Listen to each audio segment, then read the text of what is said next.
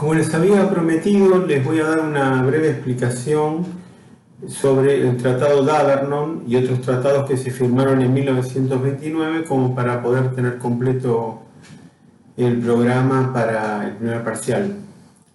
Estuvimos hablando sobre el triángulo anglo-argentino-estadounidense y si ustedes recuerdan bien, hablamos sobre que había una tendencia natural que tenía que ver con los avances de la tecnología, del mercado, del comercio mundial, que hacía que la presencia estadounidense en la Argentina se hiciera cada vez más importante. Esto, de hecho, se dio en la década del 20 en la Argentina en dos aspectos. Un aspecto tenía que ver con el tema de las importaciones.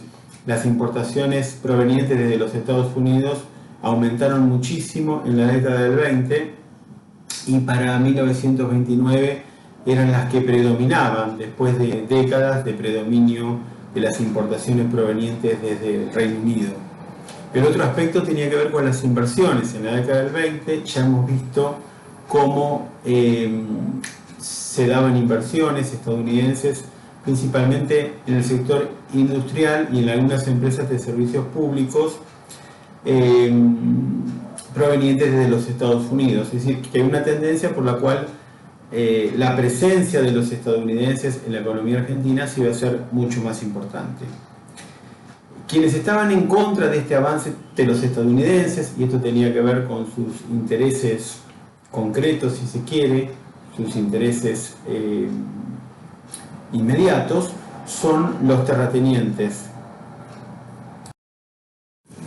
Y este interés se puso más fuerte, este interés se impuso de manera más significativa después de que el gobierno de los Estados Unidos prohibiera la importación de carne proveniente de la Argentina bajo el pretexto sanitario, más o menos cierto, de que la carne argentina tenía aftosa, ¿sí? Entonces, al producirse esa interrupción, los ganaderos argentinos van a pensar que su única salvación, su único mercado, su única posibilidad es el acceso al mercado inglés. Por eso, a partir de ahí comienzan una campaña que está inspirada en las propias autoridades inglesas, con el lema "comprar a quien nos compra", argumentando de que Argentina tenía que comprar preferentemente productos en el Reino Unido, porque justamente eran ellos, los ingleses, los que compraban los productos argentinos, y acá estamos hablando los que compraban principalmente la carne, ¿sí? Que ese es el tema principal. Y llegamos así hasta 1929, que es cuando el presidente Hipólito Yrigoyen decide un acercamiento muy importante con los ingleses. Y acá viene toda una discusión que tiene que ver con que Yrigoyen supuestamente, y según la mitología de la historiografía tradicional, era un presidente popular, cercano a los intereses populares, había tenido un discurso antiimperialista, especialmente en la Primera Guerra Mundial, y los ingleses inclusive lo consideraron una persona de ser antibritánica, o sea, creían que Yrigoyen era antibritánico. Sin embargo, todas estas cuestiones y estas especulaciones se desmienten con lo que efectivamente Yrigoyen hizo en 1929.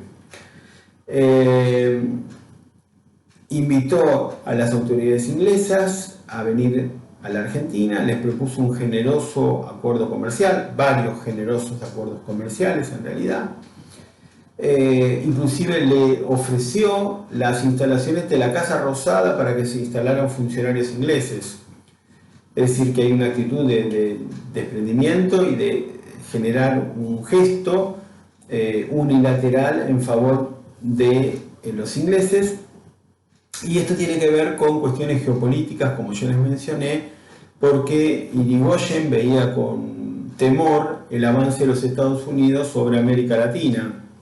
Y además de condenar esos avances, la idea de Yrigoyen es equilibrar este avance de los Estados Unidos sobre América Latina. Cuando decimos avance, decimos intervenciones militares en las que iban colocando gobiernos que le favorecían, especialmente en América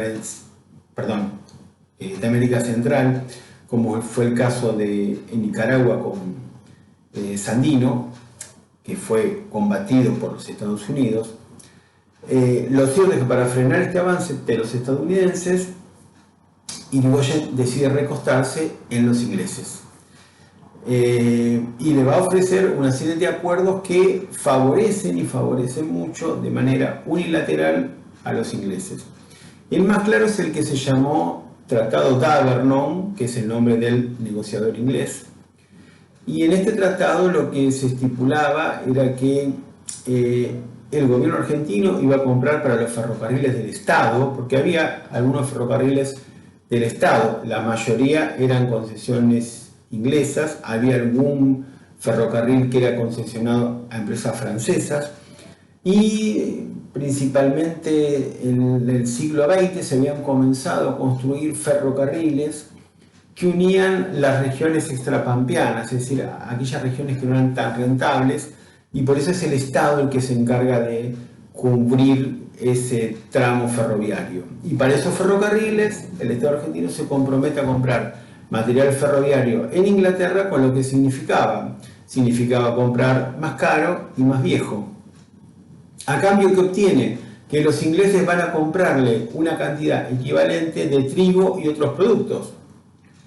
Pero acá el tema es que esas cantidades ya se las estaban comprando. Es decir, que lo que hace el gobierno argentino es comprar, a empresas inglesas, concretamente en material ferroviario, y a cambio no le dan nada, porque los ingleses ya venían comprando, las empresas inglesas ya venían comprando productos en la Argentina, especialmente los que se mencionaban, el trigo y otros productos. Entonces, se ve claramente que es un acuerdo unilateral. El segundo acuerdo, que es un poco más complejo y es el que los va a complicar a ustedes, es el acuerdo de la sede artificial, que en realidad no es un acuerdo, sino que es una rebaja unilateral de aranceles a los productos ingleses que tengan sede artificial. Una rebaja del 50%. Es decir, el Estado argentino se compromete a rebajar el 50% a los aranceles de productos ingleses de sede artificial. Y a cambio, los ingleses se comprometen a dar una declaración por la cual anuncian que por el momento no están dispuestos a restringir las importaciones provenientes de Argentina. Inclusive se había arreglado que la frase era por el momento, quiere decir que mañana, en un año o en 6 meses, el gobierno inglés podía desdecirse de ese compromiso.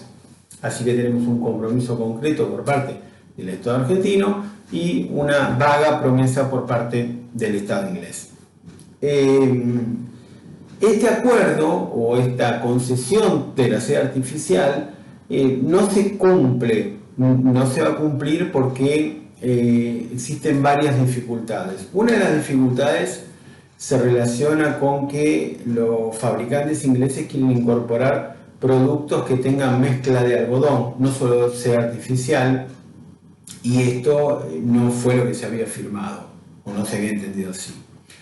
La segunda cuestión tiene que ver con que Argentina había firmado con varios estados del mundo, con muchos, acuerdos comerciales que incluían la cláusula de nación más favorecida. La cláusula de nación más favorecida implica que toda ventaja arancelaria que se otorga a un tercer estado se tiene que transferir al estado con el que se firmó el acuerdo que contiene esta cláusula. Parece un juego de palabras, pero es sencillo. ¿Qué quiere decir en la práctica? Que si Argentina rebajaba el 50% los aranceles a la sede artificial, España, Brasil, Italia, por ejemplo, que eran países con los cuales Argentina tenía acuerdos que incluían la cláusula de nación más favorecida, podía reclamar lo mismo. Estaba obligado el gobierno argentino por el tratado comercial a rebajarle lo mismo. Es decir, que tenía que dar una rebaja generalizada no solo a los ingleses, sino a otros proveedores. De esta forma ya empiezan otros intercambios, reclamos internacionales que van a dificultar mucho más la concreción de este acuerdo. Además, en esas circunstancias, cuando intervienen los fabricantes argentinos o, si ustedes quieren, empresas que estaban instaladas en la Argentina y que eran competencia y que ya producían textiles que competían con los ingleses. En ese momento es cuando aparecen y reclaman frente a las autoridades, se empantana todo, reclamos de otros países, discusión sobre qué se puede importar, presión de los fabricantes locales. En ese contexto no se lleva a la práctica. El Tratado de Avernon, que no se los dije antes, tampoco se lo lleva a la práctica porque no se logró la ratificación en el Congreso. Antes de que el Congreso ratifique este acuerdo, se produce el golpe de Estado de 1930. Así que ese acuerdo, el acuerdo de Avernon, tampoco se lleva a la práctica, sea artificial, no se lleva a la práctica.